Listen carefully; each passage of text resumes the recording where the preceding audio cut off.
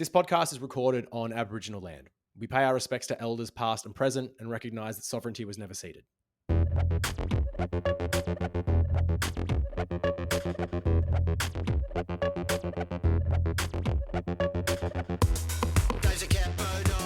Welcome to the Radical Online Leftist Pipeline Podcast. I'm Mitch Alexander. I'm Tom Tanneke. I'm Celeste Little. And I'm Purple Penis. I love the radio voices that we get. As soon as I hit record and we're like, oh, we're recording. Oh, fuck, hang on. Disgusting. Oh, hang on. Tom Tanneke. But what a... It's my phone sex voice. Tonight on 60 Minutes. What a fucking week to start what this new frontier called podcasting. We've got strikes kicking ass. We've got Nazis and conspiracy theorists being weird.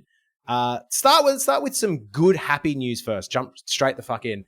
Jordan, what's happening with Woolies and why do the workers fucking rule? Yeah, we're having a strike. Like, that's exciting. That's like, when do we do that? When does a non-construction industry union go on like an actual strike? It's very exciting to see. Yeah, but like, to give it a little bit of context, so United Workers Union representing warehouse workers, Woolies distribution kind of workers amongst a number of sites across Australia, mainly the Eastern Seaboard, I believe, have voted to commence industrial action and shut down those sites. And they've done that. I don't know how much more I can say about that. It's just really exciting. Uwu's doing some really cool strikes at the moment and organising, hospo workers and stuff like that. And like, the last time these people went on strike was like 9 years ago, and that's like, this is pretty historic for us. So they're on strike, and there's a bunch of interesting stuff happening. Because that's what I was going to ask. Just as you mentioned, this is like fairly historic. During the COVID lockdowns and all that sort of shit, there were like there was distribution center aggravation, but it never went because there were protests, and I think there were like minor strikes, but it was never like this, was it? No, absolutely not. Like, so some of the stuff that Uwu had to do, and like, credit to them for doing this, not to give the Labor Party too much credit anywhere, but what they had to do was, because these are different sites owned by different companies across Australia. Like, Woolworths owns 55% of each of these sites, but they are technically different companies, and they have different EBAs and stuff like that. So what they had to do was delay some of the sites' EBA negotiations so that they could all line up. So they, like, Uwu had to have tough conversations with workers at these sites, being like, hey, can you forego a pay rise for a whole fucking year? So that we can organise a massive strike that's really going to hurt Woolies. And they did. Like, they did it. It's sick. That's tough as fuck too. Like, that obviously a strike has the more immediate effect of like, oh, we're in front of trucks or we're in person. But that type of solidarity to just be like, forego some shit for a year so we can all get better, because we're having to work around the bullshit laws that fucking Hawke brought in, that the Labor Party introduced, that we need to fucking do this shit around the back end, because we're fighting with one arm tied behind our back while the bosses can effortlessly fuck us. That's cool. Yeah, and the bosses, and like, so this is something that's happened. So the bosses applied for an injunction. The hearing is on Friday, but like, effectively, like, under our laws, you can apply to the state for the state to issue a multi-billion-dollar company or multi-billion-dollar organization the ability to violently disperse a democratic strike, like a democratic picket. Wild. Like, let's bring the cops in and like throw these people around. Like, this is ridiculous. This is a protected industrial action, and they're like, nah, let's use violence to disperse this picket, which, like, also interestingly, so the union didn't ever say like it's a hard picket, because that's illegal and we can't do that. Yeah, of course. So there's been some really interesting stuff about like what's going. So there's like the workers and the community support kind of people that are there, and so the workers really haven't been roughing anyone up. Not that the community has or anything, but like, I've intentionally not been posting too much about, hard pickets and stuff like that, and like, linking arms and whatever, turning trucks around, even though that's what's been happening. And I did tweet that. Like, the union asked me, please don't do that because, they'll use that in the injunction and then they'll probably try to include you in the injunction. But because we're just there, because we're there in like so much force, Woolies has got like this weird staging area at a Macca's 10 minutes away where they're told the scabs to kind of, assemble so that they could introduce, and there's 3 shifts. So there's the really early morning, like midday-ish one, and then the evening shift. And they're like, meet at the Macca's, whatever. And we've got people at the Macca's kind of watching them. But they're like, all right, meet at the Macca's. We're going to get on the bus at, 5 o'clock, 6 o'clock, whatever. It changes each day. And then we're going to go to the site. But as soon as they kind of get there, then we go set up the picket at the fence. They see it on the security cameras, and then no one gets on the bus for like 6 hours. And then every now and then we see people get on the bus. We like get a few more people at the picket, and then they get off the bus. And it's just like this weird shit's happening 10 minutes away, and they haven't actually come. Like they've never actually tried to cross a picket yet, which is, it's going to be difficult to get the injunction because you have to show that, we're doing something illegal. We're doing a hard picket.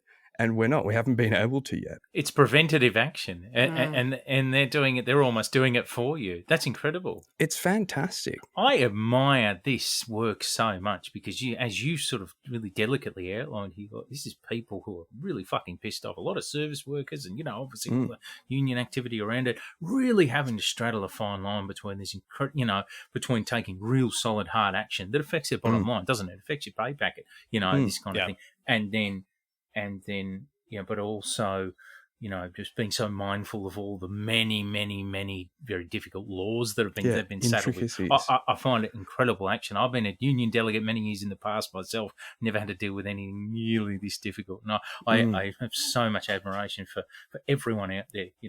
It's incredible stuff. You tweeted something the other day, or maybe even past couple of days. How much do you think this has affected Woolies' bottom line? 50 million so far. That's what they said. Awesome. So it's like 30,000 per worker on strike per day. And instead of just fucking, being like, okay, we'll get rid of the framework and we'll pay you your extra $4 an hour or $8 an hour or whatever the hell they want. They're like, no, we'll take the $50 million hit to our shareholders. It's fantastic. We love to see it. I'm so sorry, Woolworths. On behalf of the podcast, we are so sorry for your loss. Look, I got to say, walking around and seeing, or, scrolling through the social media and seeing those signs about how the supply issues have been impacted by industrial action, it does, as an old union warhorse, it does warm my little heart. I got to say. It does, doesn't it? But it is... I find it pretty incredible, the photos and the footage and the geeing up of the people who are there assembled. I found that really, really inspiring and incredible. And I think that, we're seeing a fair amount of that old, at least the spirit, if not the ability of the old school sort of picket being invoked here. There's so many laws and so many rules that govern the way that we can protest against how we're being screwed over at our workplaces at this point in time. The limitations on union action, the windows that you have to take certain actions before they become invalid, all these sorts of different things that successive governments are put in place to stop people taking this action, and yet, what we're seeing is awesome. Yeah. I feel like that sort of touches on the weird flashpoint or the inflection point that this protest takes place in, because I feel like we've got you guys were mentioning how much it costs both Woolworths but also these workers to like do these sorts of things. And there's a public fund set up. We'll put the link in the show notes for that you can donate to help these workers fucking live afterwards. But the ETU gave $50,000 to the strike fund in solidarity, which is fucking incredible. And I feel like that is also indicative of this broader moment where we've got the Labor Party was responsible for putting the CFMEU into administration, fucking over that union everywhere. they and was it the ETU were like, we're not funding your campaign like for the next federal election out of that. So the solidarity against Labor and against the business interest on that side, while at the same time, we've had a year of reporting about the shit cunts that Woolworths are and how they are fucking every single one of us. Every single day we try to go to the shops, that I'm just not seeing the public sentiment that usually comes with these sorts of protests, especially around Christmas, where the media will tell us that we're all frustrated and outraged. And usually we'll go, oh yeah, I guess we are. And public sentiment shifts. And this time there really feels like there's this undercurrent of, nah, fucking give them hell. Fuck Woolworths. Yeah. They're dogs. Fuck them. It's so good. Exactly. It's incredible. And like something that I've been like missing for a long time is like when a workplace goes out on strike, it's just pretty much that workplace that goes out on strike. But like at this one, we've seen a bunch of people from the community show up, like a lot of them, yes, wearing Victorian Socialist paraphernalia, like myself included. But like today, like, and like, you know, whenever the CFMU does a rally or whatever, there's a bunch of people there who aren't from the CFMU in, you know, cafes and stuff. We're supporting them. If on the, you know, Palestine rallies on Saturday, there's never really a CFMU. I mean, on Sunday, there's never really a CFMEU contingent. There's a couple of CFMEU members, maybe a couple of flags, but not a big contingent. However, today, we had that announcement, you know, ETU donated $50K to the strike fund, and then the building industry group of unions, all of those, you know, there's a lot of people in those unions, 80,000 actually. They're like, should Woolworths try to break the picket line, their BIG is putting all of our members on notice, and we'll be there in large numbers at a moment's notice. Yes, like I did not know that one yet. That is just sick. That is like that's proper solidarity. Holy fuck! Like, you try and break the strike, we'll be there. It won't just be a bunch of random Victorian socialist idiots like me there. It'll be the fucking building industry group. Cross-union solidarity and many unions that have been spurned by the political system. I love it. Genuinely, you know, if this Labor government is turning our union movement, this is very idealistic of me to think so, but into like a fifth column, and, you know, that's political talk for like people who sort of, you know, fracture off and undermine a nation or a larger group. It's a separate pole of power. Oh, that's beautiful. I'm here for it, you know. I'm absolutely all here for it. Warms the heart. I feel like there is something to it too of like what I sort of mentioned, where all these forces have sort of come together. Just that overall notion that we have now between this and the blockade of the Newcastle coal port, where the cops got involved and the government got involved. All these sort of things where like people are having to confront just the reality, the felt reality that the government and the cops are going to fuck us. So who gives a shit about all these other laws that we're supposed to follow as well? We're supposed to go to court. It's supposed to be protected action. It can't be for this. And to just go, no, but if we follow those rules, we'll keep getting put into administration. We'll keep getting deregistered. We'll keep losing all of our hard-won fights if we keep following the rules that they wrote. So fuck them. Yeah, so what's the point? Bodies in the way is what changes things. Bodies in spaces, to use the term. Bodies in that's fucking exactly. sick. That's so good. It's really cool. It's the whole non-violence argument all over again. Yeah. And it's refreshing we're having that. Another thing I think is really great, full solidarity to the Victorian police who are walking off the job at the moment, demanding their in conjunction with this as well. There's been a cop walk off, a lot of propaganda coming out about how the police are burnt out and they might go on strike and they want their pay rise as well, and they want safe conditions.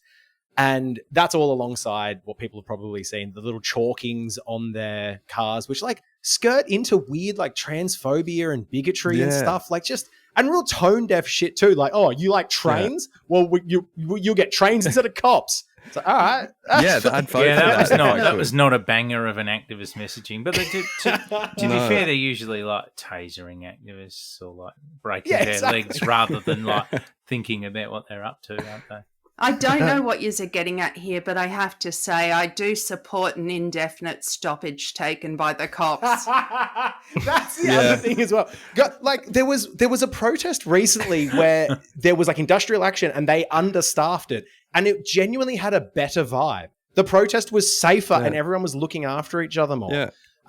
yeah, I just wanted to call out, like I sort of mentioned a little while ago, about how there doesn't seem to be a public undercurrent against the Woolies strike, but the media are trying their best to ferment they're it. running cover for them. It's been super fucking interesting watching the different reporting on the cop strike, which was a fucking a wet fart that nothing happened, and then these Woolworths ones where the cop one starts with like frustrated, burnt out, underpaid, our cops at risk. Burnt out police fear they will be silenced with their increasingly bitter pay dispute landing in the Fair Work Commission today. And then the Woolies ones is like, Woolworths customers have been left with feelings of frustration and an eerie sense of nostalgia. oh, you can't get shit, and it's these fucking asshole workers. Don't you hate it? I'm convinced it's pay for play stuff on the I'm convinced it is. Yeah. I remember back when they were introducing various different surveillance technologies. You tell me who was itching to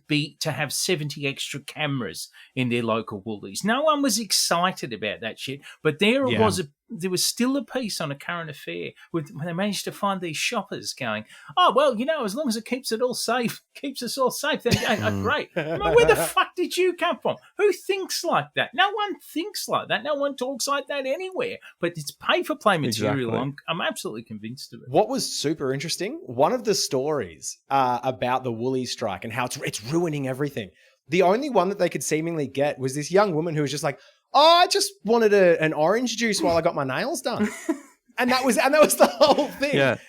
So I went to Coles. Yeah, exactly. Well, this is the last little bit, not to take a negative turn. One little bit that I'm not worried so much. I think this is still positive, but I feel like the public outrage isn't there in part because people still have an alternative. Most people can still go to Coles and still go to Aldi, still go to somewhere else. So everyone is letting go of their libidinal urges and they're sort of kicking Woolies and they feel good about that. But I feel like, and this is good. Luckily, it's not the case. But I feel like if it was attacking Coles and Aldi at the same time, we would see public sentiment shift. But I still feel like it's positive because while public sentiment is on side, we can raise class consciousness and we can raise awareness of how good this is. Yeah. And once we get to the next one, or if it goes to Coles, more people are already primed to be like, oh, actually, this is pretty fucking sick. Just pay the workers. I feel like this has just fallen into our fucking lap. Just as broad leftists good in general. Yeah. This has just sort of come along at the perfect time to just be like, oh, this fucking works, doesn't it? My personal opinion has been that bashing Coles and Woolworths is one of the most vitalising things that you could do. It would get the most people on board. I don't think, and I did a whole fucking Melbourne Fringe show in which I researched about these two shops for ages and their effect on us. I've obsessed over this for years. I think that people have a latent awareness that we are basically tied to this twin hydra of shops, and the vast majority of satellite or outer suburban to rural Australia literally is now tied to either a Coles or Woolworths. Their market coverage is such that if if their surveillance technology, for example, has you banned for a year from a Coles and Woolies, and you live in an outer rural area where you'd just starve to fucking death, you wouldn't be able to shop anywhere. And that's the case for a lot of people in Australia. And I think people know that whether or not they've been allowed to be part of a conversation enough to be able to articulate it. So I think that anyone who pulls at the many loose threads in this massive rug that we're all fucking uncomfortably standing on top of, I think it's a really powerful thing, and I'm actually, I think it's not going to be, it's one of those things that because it's got corporate power tied up in it, it's not going to be the right that does that. That's a populist cause they'll never jump on top of. They won't have the language to do it. You know what I mean? They're too busy targeting minorities and what have you. That's much easier for them. They play the easy games that don't have any, where big corporate backing won't pay for them to go in the other direction. This is a left cause because it's tied in with unionism, exactly like you're saying, the groundswell of support like this. We all need to get behind shit like this hard, This is the most important shit we could be doing in this country because we have a market domination by these two shops that actually, not even in the West, many other countries can even lay claim to. It's an incredible stranglehold that Coles and Woolies have over us. And it's a delight to see them panicking and losing money, you know what I mean? Absolutely. And before we move on, because we've got a few other topics to cover, I do want to talk about that media point and the media coverage of this. The Woolies spokespeople have been saying that workers want to return to work, which is patently untrue. No one wants to return to work. Shut the fuck up. Exactly. Like, so there are 220 members at this particular Dandenong South site, and there are 70 non-members. There's only 10 people at each of the shifts now, the scab buses. And like, you know, the 220 members voted for this strike. The non-members obviously couldn't vote.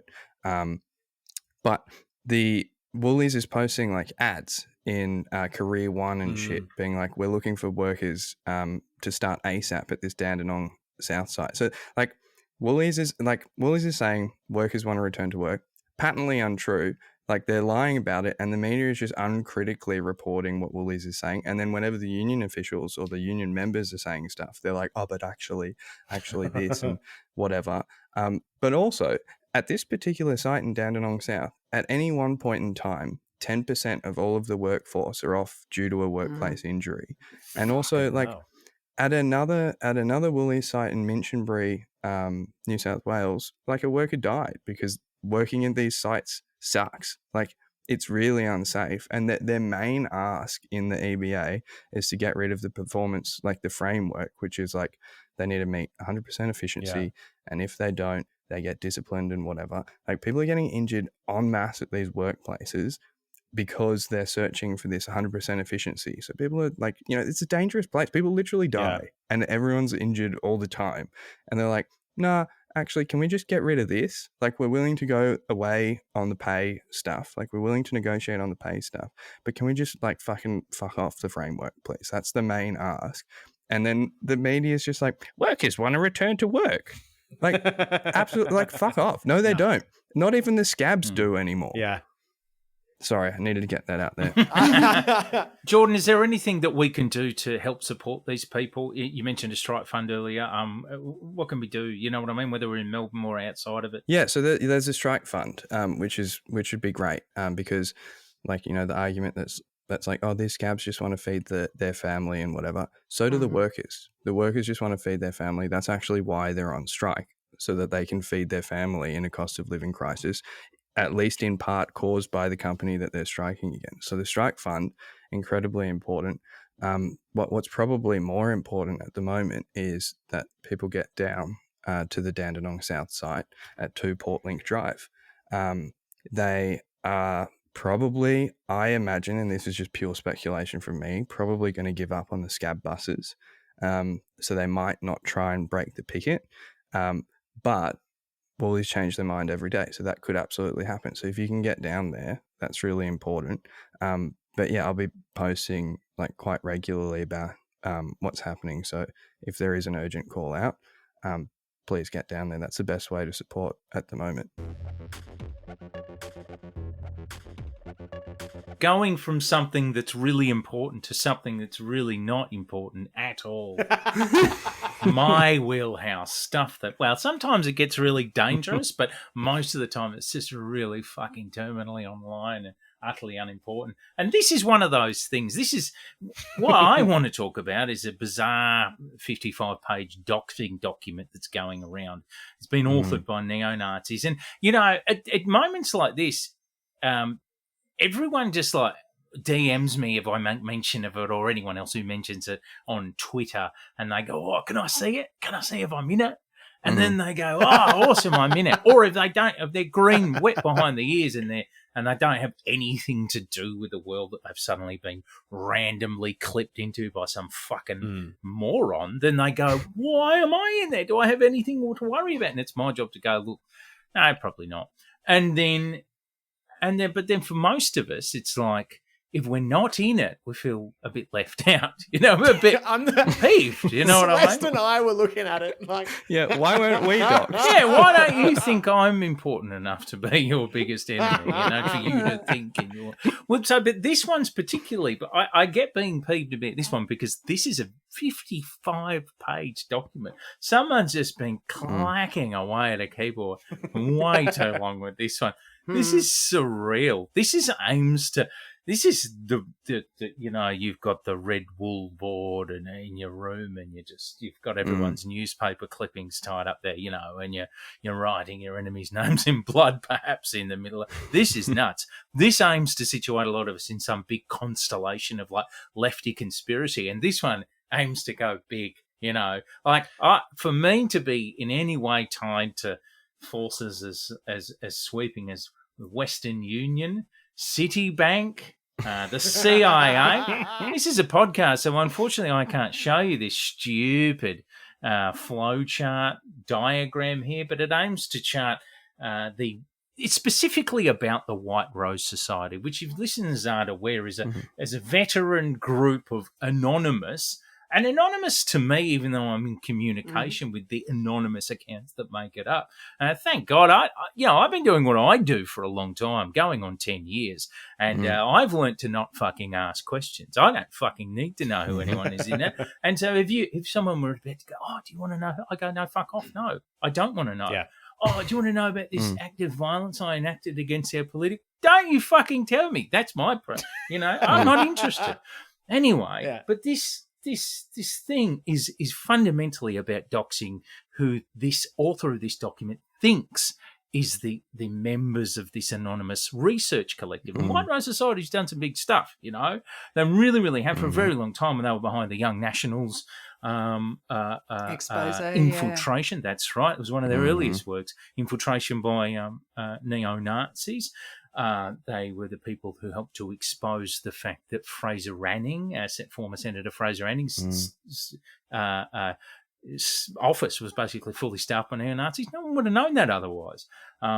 Many things, that were fundamentally important in the expose of NSN that occurred some time ago. I lost count. You can go on the NSN's, the White Rose Society's blog. You can look up not two names to get confused. Generally speaking, you kind of the opposite. The NSN sites as well, but you probably do that. For the best. You wouldn't have a very nice time. It's weird. Yeah. They've done a lot of work. Fucking Google their name, you know what I mean? Because looking on the blog is one thing. The amount of work that they've done cultivating and talking to media and what have you, and giving scoops and doxes to different media outlets is incredibly impressive, and they've helped to shape the landscape, over many years for anti-fascist research in this country, and done an untold amount of public and private good. I tell you that. Unless you're a fascist, in which case you really don't like them. So they've done this big document, and it aims to include them in some big weird conspiracy. There's like this big flowchart. It connects them to BLM, George Soros, the CIA, NATO, Western Union. But then there's like these really like local things in there, like Jewish Council of America, Jews Against Fascism.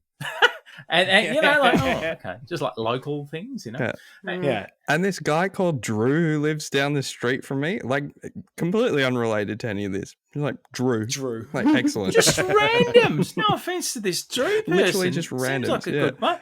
Love just Drew, randoms. by the way. Just people that these losers found online. Mr. Pingers, you're named in the document, but just passingly, and I think only in connection to Drew, right? Yeah, love it. I love it. It's fantastic. Yeah, my ideology is referenced as well. Celeste, you're technically are you in there? You're technically in there by way of your lover, right? Your partner. I'm not named in there, and I got to say, which is rude. That's very rude. It's not just the fact that my partner has been named in it and I haven't. Like, that's enough to breed resentment in a relationship, I tell you. But I will always have my ASIO file, and I feel empowered by that. No, it's not just. I'm not just in there that way. There's so many bits like you were talking about the sheer amount, the networks that they've tried to knit together in some miraculous crochet of. Oh my God, yeah, really old stuff. But NTU, media orgs that I've written for, the local bar where I've been spotted having many a pint, and in fact, when I myself was a political candidate, had my own launch party there. Like, there are so many ways that I am associated with this document, this dossier, but I'm not actually named. It's pretty incredible. Well, Celeste, Mitch, I have to say to you, with podcast episodes like this, don't worry, I reckon you'll be in the next one. I understand why I wasn't named at all, because I'm not, anyone in these sort of the big sort of circles. But interestingly, like I've been a public broadcaster. I'm like a host at the ABC. Yeah. We've got the documents directly from Labor being like, hey, we need to push this communist agenda. You need to sneak these words in on your broadcast. And I've gotten away with it scot-free. Don't tell them, Mitch. Don't tell them the secret stuff, man. Stop. Dude. You're going up and up in the document. He's like being relocated to page one of the new one. We sneak it. The ABC sneaks that shit in all the time. And the fact that this document missed the actual conspiracy. I would say you're the head of it all. You know what I mean? I mean, like, yeah, exactly. Look, this is very odd stuff, and it is an odd document, right? And I don't think it actually manages to provide any new information that I know of, or actually docs anyone new for all of its 55 pages. And he seems to think like he's got people in there that he thinks are members of White Rose Society, but like, a lot of them are my mates, but it's been used to me if they were. Again, I don't ask questions though. But he just seems to think that like sharing heaps of White Rose Society stuff counts as being a member, which is not. You don't have anything to go on, bro. You haven't done it. You've done all this work, but you haven't done any work at all.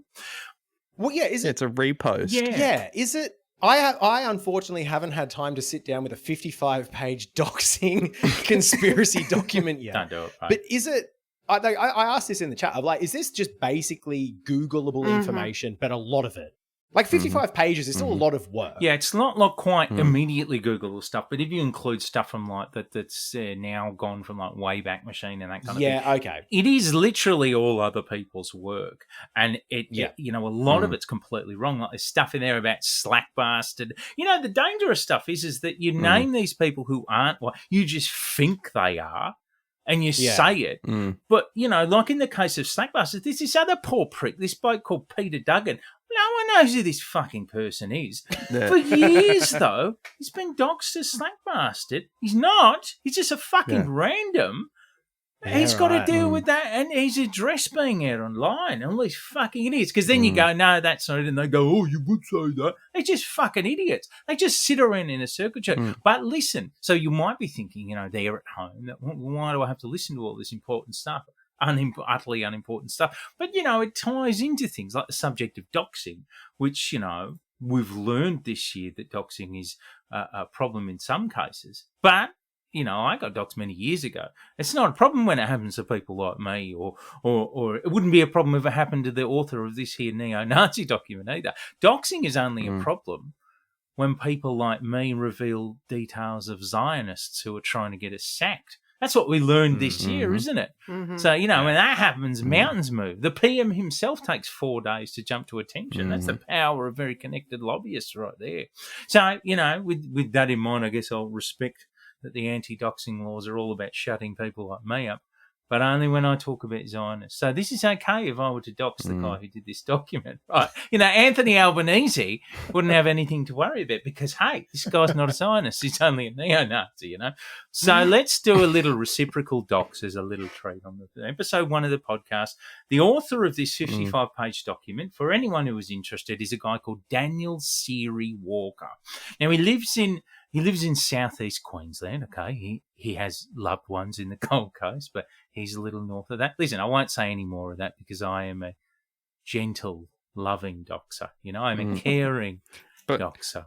I think we'd also say it's very easy to find where someone lives, particularly if they don't live in Victoria. Yeah, look, I mean, so some of these people, listen, Daniel's been an active Nazi for many years, so you'd think you'd be good enough at securing your information, but unfortunately he's just not been that good, And I've got to say, this isn't even a world first, because he was already revealed his identity in an ABC article last year. So even if this sort of happened after the anti-doxing laws were to come in next year, we'd still not fall afoul of it, you know what I mean? Because we could lean on the ABC article.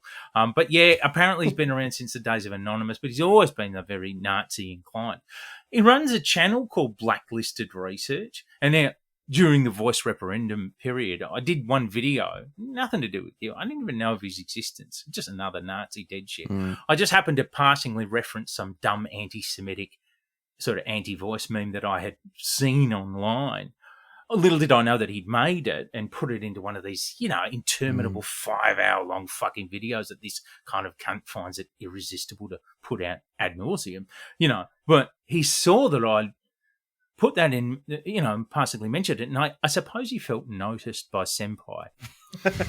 And he got super excited, and he did another fucking 5-hour video, mostly about me.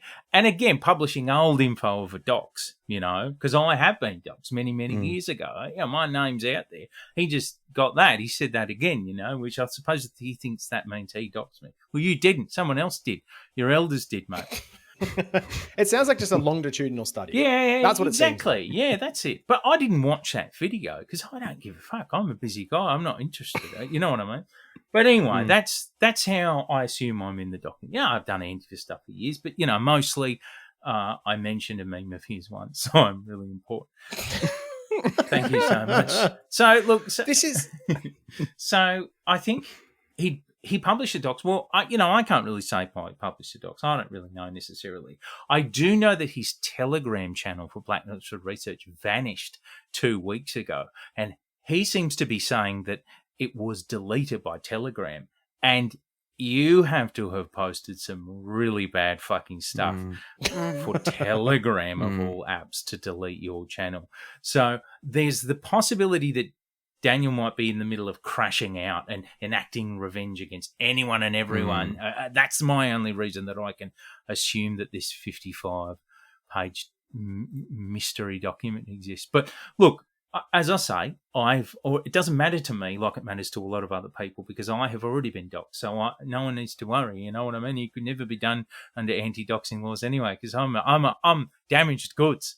In fact, I was doxed in November 2016, back when Patriots were building pipe bombs for people like me. No joke, you know what I mean? I mean, literally, I found out that I might have been one of the targets back then. That was something I went through back then, and it was a bad time to be doxed. It was a bad time to go against the far right. It was an extraordinarily bad combination of circumstances.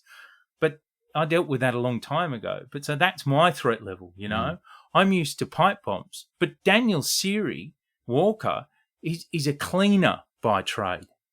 Okay? As far as I'm aware, he's a bathroom cleaner. And Daniel, pipe bombs scare me, not cleaners. And no offence to the noble trade of clean. I've got many mates who work in the trades, and cleaners included. I'm not here to shit on any trade. But what are you going to do, cunt? You're going to fucking mop me? You're going to dissolve me with hospital-grade detergent? What it Fuck seems off, like mate. he's what it seems like he's going to do is bring you into the light because that's the best disinfectant, which he would know about as a cleaner. That's the thing.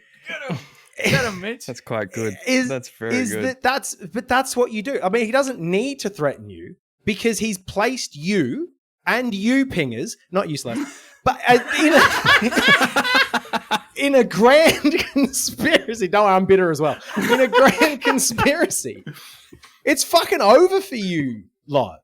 For you too. Not you, it will be Celeste and I next week. I'm fine. I got the ABC at my back. I'm a casual at the ABC. I'm fine. I'm high up in the ranks.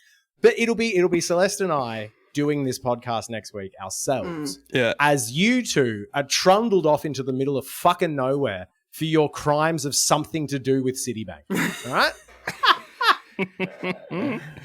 And the CIA, might I add. I applaud this document. I think our mate Daniel definitely uses White King by what I read. That's just as far as oh my God. Yeah. It's a lot of puns here. These are great. There's got to be. But also, yeah. I think, I had so many favourite parts of this document when I was reading through it. So many favourite parts. But I think one of the ones, and I'm not going to name what it was, but if you're going to dox somebody and use evidence that has already been disproven several years ago, and you've already got people who've laughed at you when that was disproven several years ago, you don't repost it and claim that it's more accurate several years later, because it hasn't become more accurate just because you will it into being like this. This guy has been actually sniffing a lot of the White King that has come his way. Yeah, I mean, like I said, I haven't jumped into it, but it from what I've seen from a few people, there is a lot of just sort of like you've even said, Tom, a lot of just sort of grab bag stuff that sort of puts it, just randomly sort of puts it together. But I mean, like you tell me how it feels, but in terms of like it's being described as a doxing document, but it's got so much in the way of like findable information on people that it seems like it's just sort of like the left plus existing conspiracy theories that I would assume not even that many of those, the dedicated Australian neo-Nazis would fully buy into. Like when you're pulling in all that sort of stuff, it's like, does it just strike you as much more than usual of just a sort of like, oh, this guy is unwell as well as a gronk? Like just the amount of shit. Yeah. It's like a live working document that represents what Daniel seems to think the left is. You know what I mean? Like everything that he thinks is the left, and some of it accounts for, I suppose, anti-fascism or like OSINT stuff. Some of it accounts for people he's seen in photos from rallies. Some of it is just random Facebook profiles that he's seen. Like I assume, like click like or share or retweet on stuff. He's going, oh, you're in it, you know? Like, I got people in there who are just, I'm like, well, not only do I not think that you want Rose, but I've never even talked to you before, and I don't even think you're around the sort of the traps of this world. So, like, how'd you get in there? Daniel's got some work to do, mate. I can't wait for 2.0. Actually, I can wait for 2.0. I'm not interested at all. I think it's funny to talk about, and it's interesting to talk about this stuff against the backdrop of anti-doxing laws, knowing almost for a fact that, no media will talk about this shit. We won't have Albanese worrying, fretting for the likes of me anytime fucking soon. No, I don't have any fucking lobbyists to run cover for a genocide on my behalf. To fucking, So it is interesting for that purpose. But on the whole, these people are parasites and time wasters. You know what I mean? We've got to get on and support the real causes, like we talked about at the start of the episode, the strike. You know what I mean? And I hope that in this podcast you'll look forward to a blend of shit that really does matter and shit that really doesn't. Yeah. But also on that, it is a bit of an indictment on the left. If this is the big docs of the left, it's only fucking 55 pages, and half of it is a conspiracy theory with a chart about Citibank. I have a call to action to make. It's really important, but it's not a ready-made event that you can attend. It's almost like a plea to make one.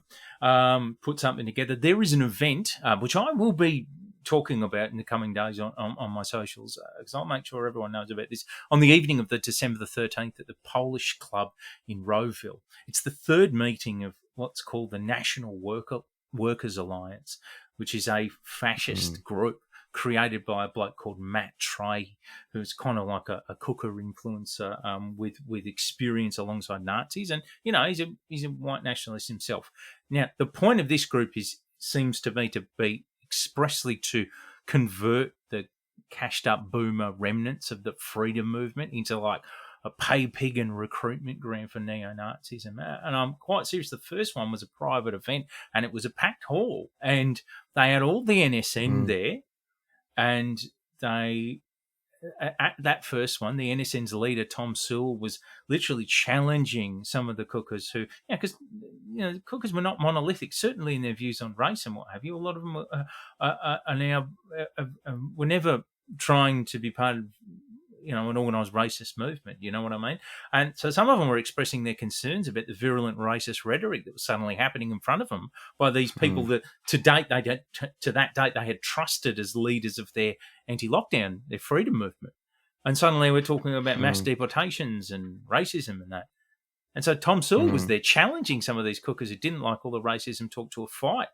I can't overstate this, though. This is the third event, and this is public. This is a public fascist beer hall event in Melbourne, which is going to pack out. And there's no public counter that I'm aware of yet.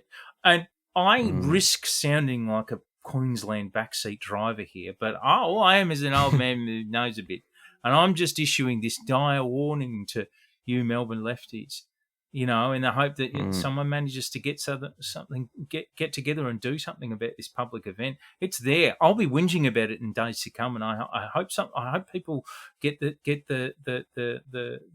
together and do something about this, because that's Melbourne. That shouldn't be happening there. Yeah, damn right. Yeah, I've always found it weird that Melbourne is also the capital of the neo-Nazis in this country, seemingly. Like, there's theories, we can get into that another time, but like it's a weird fucking blight, a weird pustule on this city.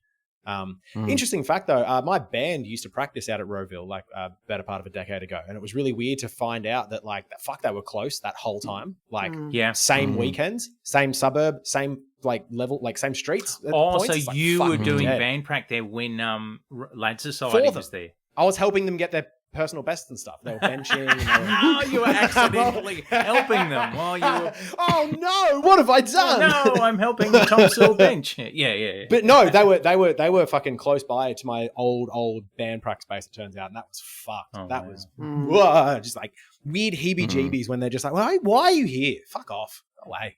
Scumbags. This is the correct attitude. They need to be rooted out again and again. They're like a recurrent staph infection. Does anyone else have any call to actions? Look, I will throw in something really brief, which is obviously,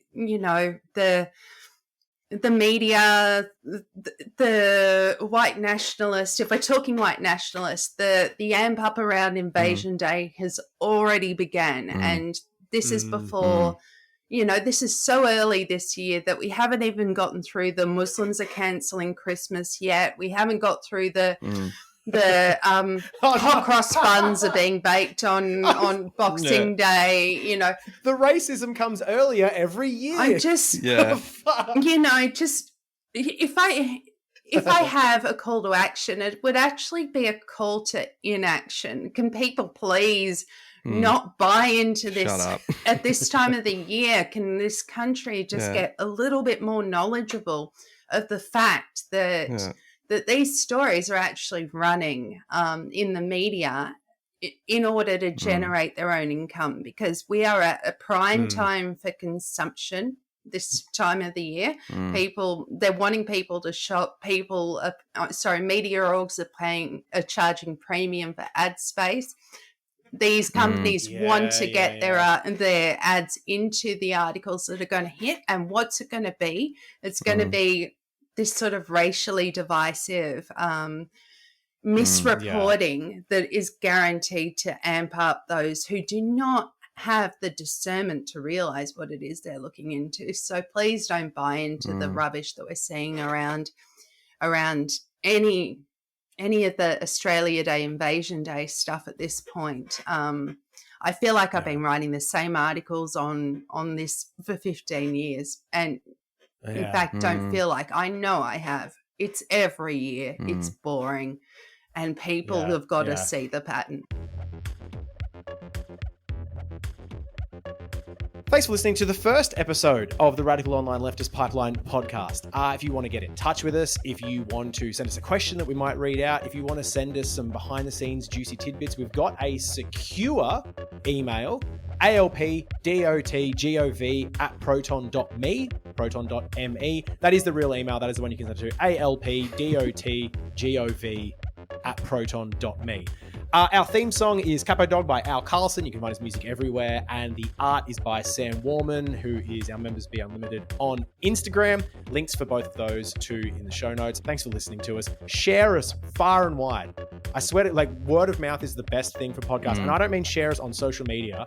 I mean, when you're in a conversation with someone, this is the trick. This is what I want you to do.